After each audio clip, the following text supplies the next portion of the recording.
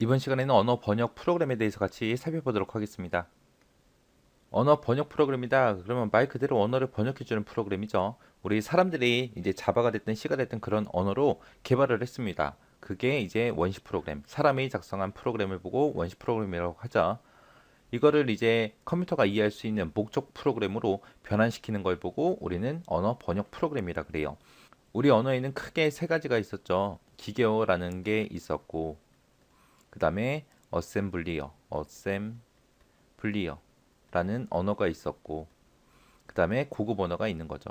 고급 언어가 있는데 이 두 가지를 묶어서 우리는 저급 언어라고 부르고요. 이 두 개 언어를 제외한 나머지 언어들을 전부 다 고급 언어라고 그렇게 부르는 거죠. 이 중에서 속도가 제일 빠른 건 기계어죠. 왜? 사람이 이제 기계어로 프로그램만 작성하면 기계가 바로바로 알아들을 수 있기 때문에 번역할 필요가 없어서요. 근데 나머지 언어들은 전부 다 번역을 해줘야죠. 그래서 번역하는데 걸리는 시간이 더 추가로 들기 때문에 더 느립니다. 그래서 기계어가 제일 빠르다. 나머지는 이제 번역을 해야 되더라.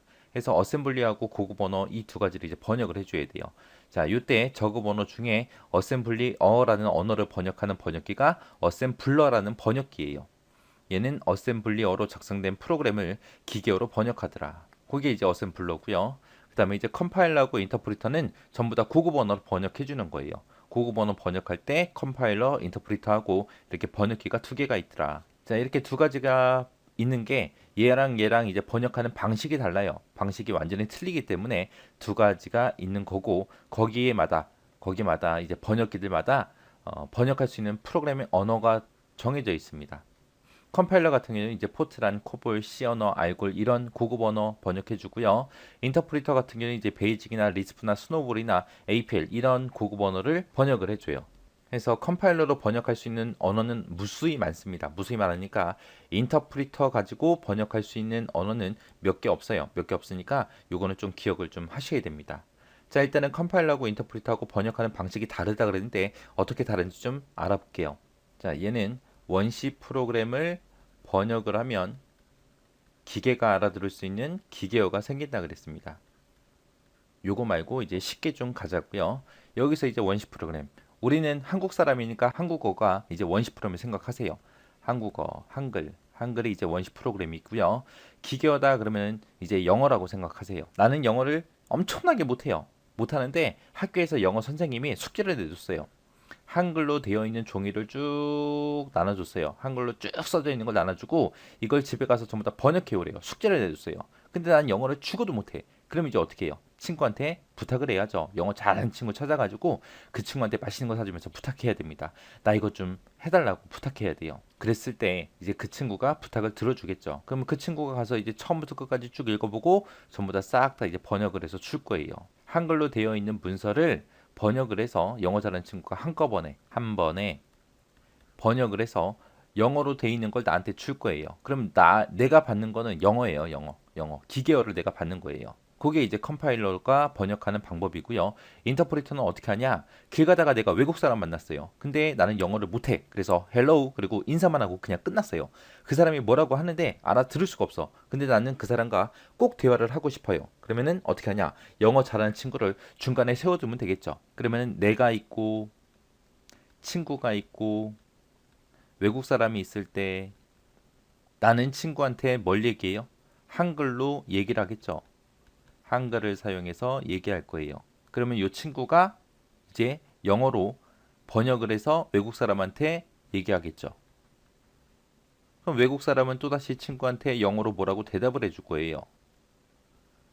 그러면 친구는 나한테 그거를 한글로 번역해서 나한테 알려줄 겁니다. 밥 먹었어? 물어보면 그걸 이제 친구가 물어볼 거고 먹었다 안 먹었다 나한테는 결과값이 오는 거죠. 결과값. 해서 이렇게 중간에 영어 잘하는 친구를 세워서 번역시키는 거. 한 줄씩 한 줄씩 번역시키는 게 인터프리터예요.